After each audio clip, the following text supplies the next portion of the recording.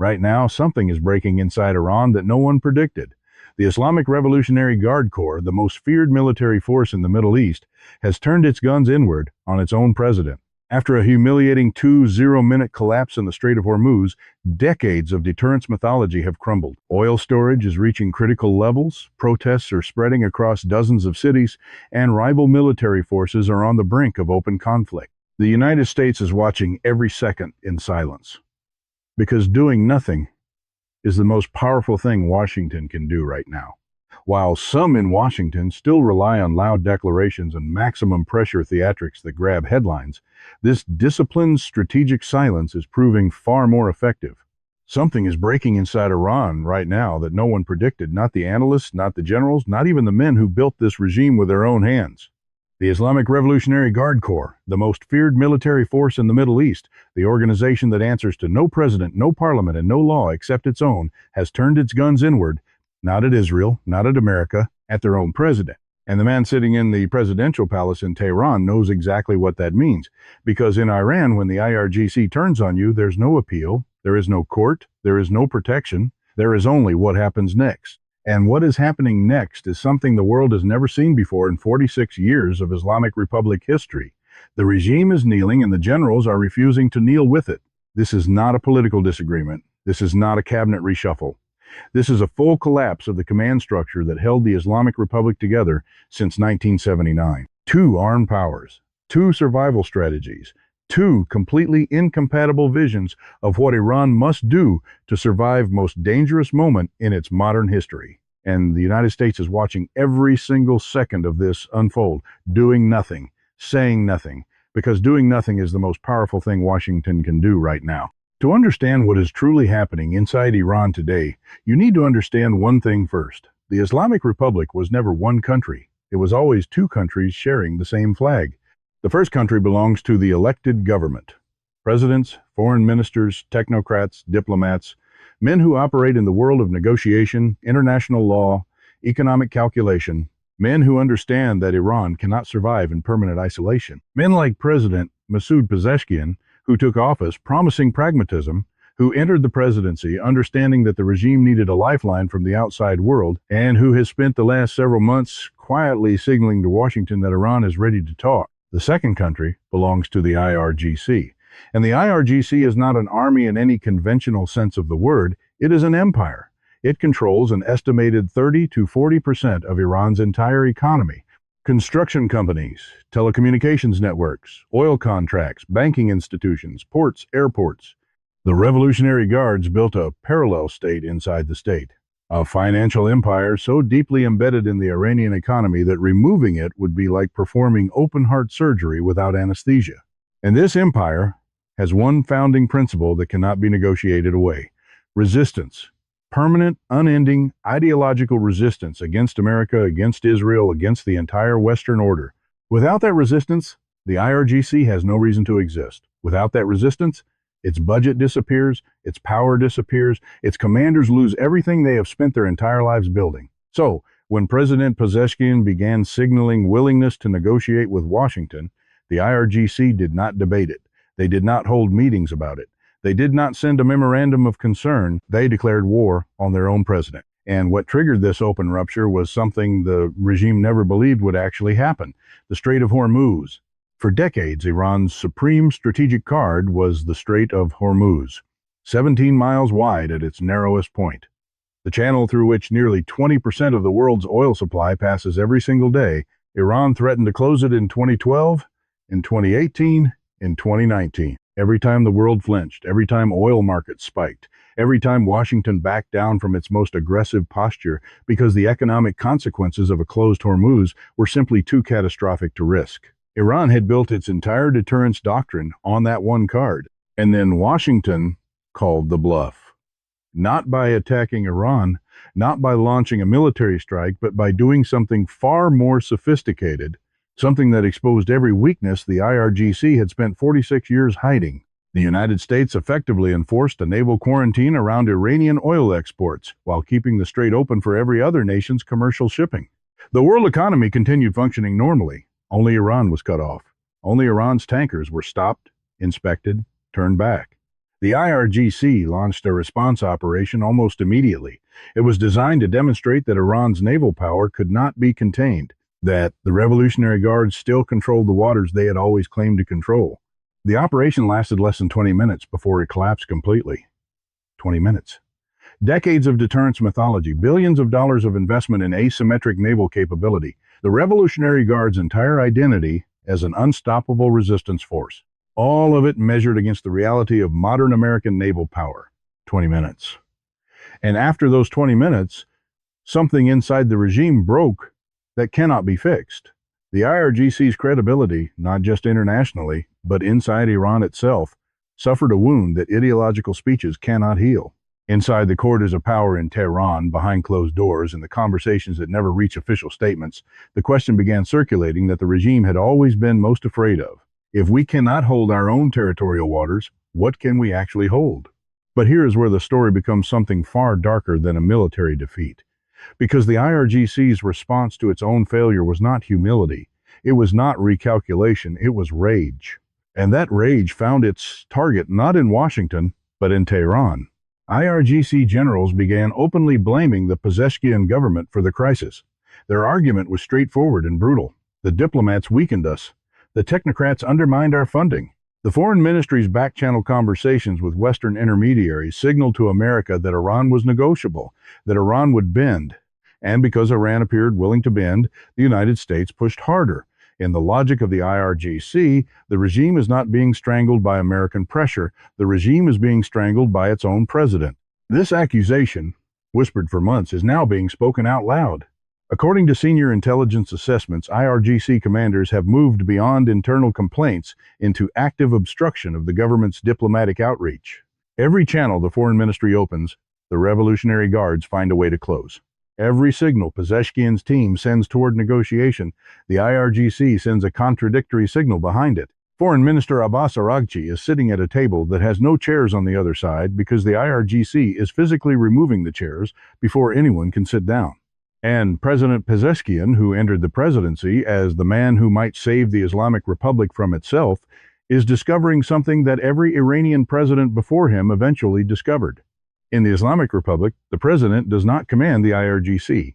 The IRGC tolerates the president, and the moment it stops tolerating you, your presidency becomes a performance with no audience and no power.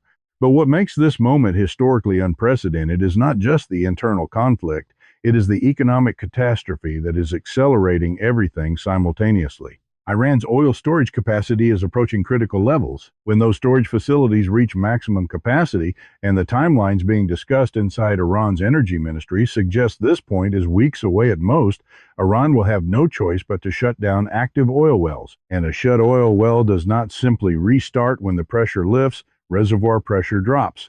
Geological damage sets in. Some wells require months of recovery. Some never fully recover. The blockade is not just cutting Iran's present revenue, it is destroying Iran's future production capacity. It is reaching backward through time and strangling Iran's economic lifeline for years to come. And simultaneously, the import side of the loop is broken.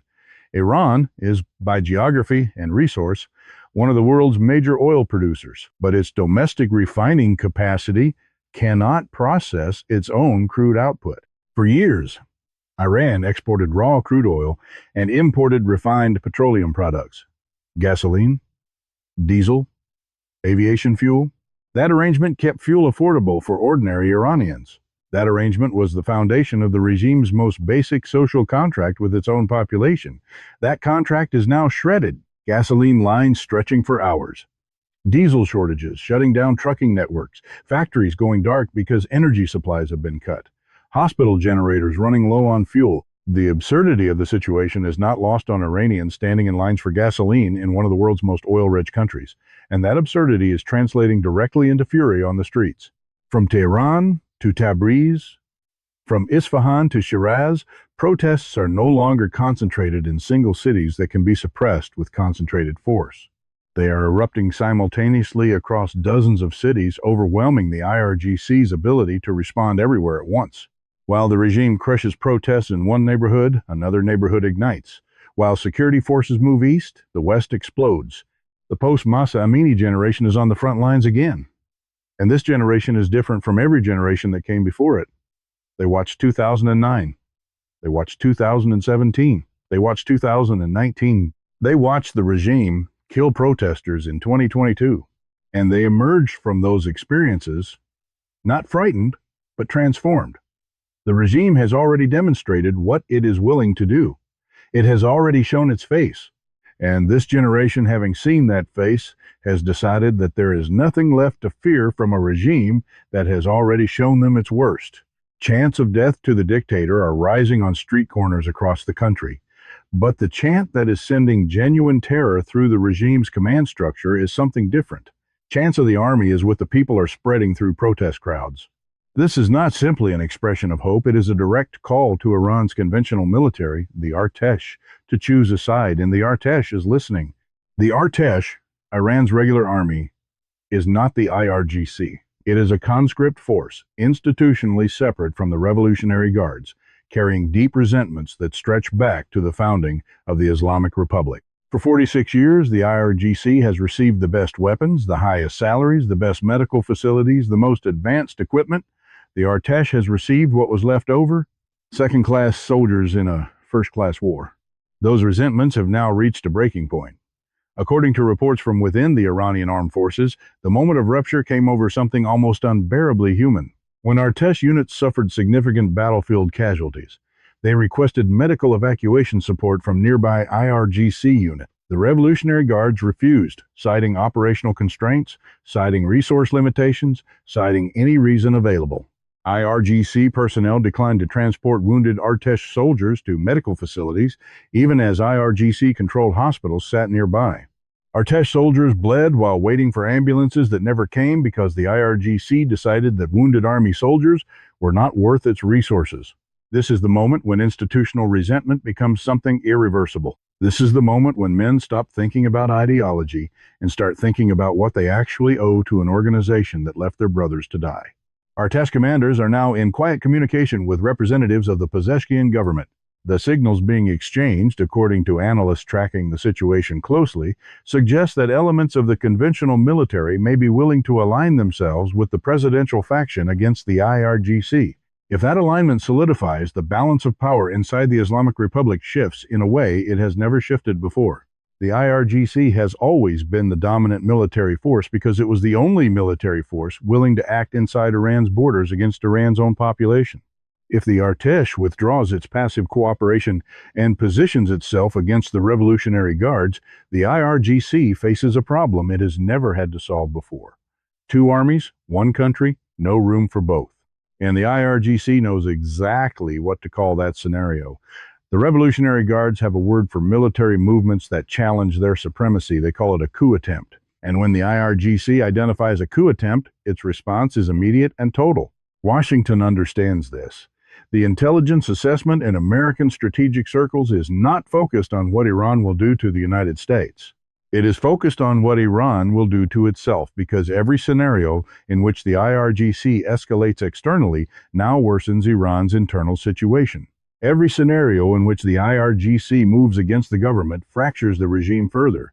Every scenario in which the Artesh moves against the IRGC creates a civil conflict that no external actor needs to start. The United States engineered a situation where Iran's only options lead to the same destination. The trap was built not with missiles, but with mathematics, a precision that stands in quiet contrast to any preference for flashy confrontations or headline-grabbing ultimatums. And the trap is working beyond its original design because the collapse is no longer contained within Iran's borders.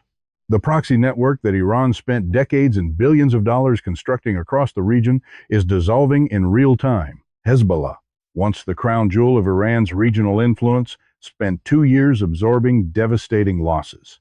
It entered a rebuilding phase that required substantial financial support from Tehran. That support has dried up. The money is no longer flowing. According to tracking of financial transfers through the networks that connect Tehran to Beirut, the pipeline has slowed to a fraction of its previous volume. Hezbollah's leadership is doing the same calculation that every rational actor does when the patron runs out of money. What are we actually getting from this relationship?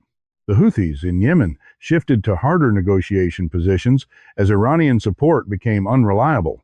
Iraqi militias, which depended on Tehran's political backing to resist pressure from Baghdad, found that Tehran's phone calls stopped being returned. The axis of resistance was never held together by shared ideology alone. It was held together by Iranian money, by Iranian weapons, by the perception that Tehran could protect its partners when they needed protection. That perception collapsed the moment the IRGC operation failed in 20 minutes in Iranian territorial waters. The proxies saw it, they drew their conclusions, and the questions they are now asking inside their own command structures are questions that cannot be recalled once they are spoken. If Iran cannot protect itself in its own waters, can it protect us? If Iran cannot keep its own economy functional, can it fund us? If Iran is negotiating with Washington, is our sacrifice worth anything? Once those questions exist, the relationships exist in a different form. Loyalty built on perceived strength does not survive a visible collapse of that strength. The regional architecture is shifting accordingly. Gulf states, Saudi Arabia, the UAE, Qatar are quietly creating distance from Tehran without openly celebrating its difficulties. Riyadh sees in Iran's weakness an opportunity to reshape regional dynamics that have defined the Middle East for decades. None of them are objecting to the pressure campaign. Their silence is a form of alignment. China, Iran's largest trading partner and the country that signed a 5-year strategic cooperation agreement with Tehran just a few years ago, has said nothing. As long as Chinese vessels pass freely through the Strait of Hormuz, Beijing sees no reason to intervene on Iran's behalf. Strategic partnerships and Chinese foreign policy mean exactly what they say and nothing more. When the calculus changes, the partnership adjusts. Russia cannot help, even if it wanted to. Moscow is consumed by the consequences of its own strategic miscalculations. General purges, economic pressure, a war in Ukraine that has lasted far longer and cost far more than the Kremlin projected. Putin has no hand available to extend toward Tehran. Iran is surrounded not by enemies, but by something more devastating than enemies, by indifference. And back inside Tehran, the clock continues counting down. The IRGC commanders who are demanding escalation are doing so from a position that has already lost its credibility on the battlefield. Their economic empire is contracting as revenue lines are cut. Salary delays have begun affecting their own personnel. When an economic empire cannot pay its own soldiers, it is no longer an empire. It is an organization in the process of becoming something smaller and more desperate. Desperate organizations make decisions that irrational ones never would. President Pezeshkian is caught in a vice with no comfortable direction. He cannot calm the streets because he has no tools left to offer the population that are protesting. He cannot restrain the IRGC because he has no authority over the Revolutionary Guards, and everyone in Tehran knows he has no authority over them. He cannot successfully negotiate with Washington because every signal his government sends is being actively undermined by the organization that is supposed to defend the country he nominally leads. His options are not bad options and worse options. They are all paths through the same fire. What is unfolding inside Iran right now is not a political crisis in the ordinary sense of that word. Political crises have institutions capable of managing them. They have processes for resolution. They have mechanisms through which competing factions can reach accommodation and move forward. What Iran is experiencing is something structurally different. It is the simultaneous collapse of multiple systems that depended on each other to function. The economic system depended on oil exports. The military system depended on IRGC funding. The proxy network depended on Tehran's financial capacity. The social contract depended on cheap fuel. The regime's cohesion depended on a shared enemy that everyone could point to. All of those dependencies are breaking at the same time. History has a template for what this looks like. In 1979, another Iranian regime looked powerful from the outside while rotting from within.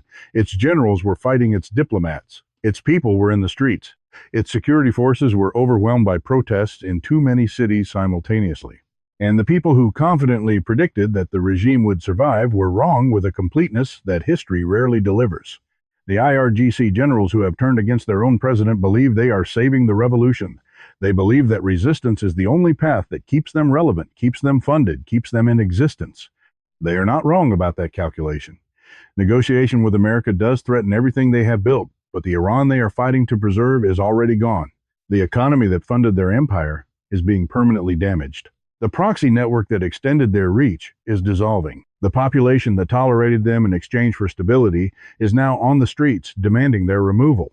The army that was supposed to fight alongside them is quietly aligning against them.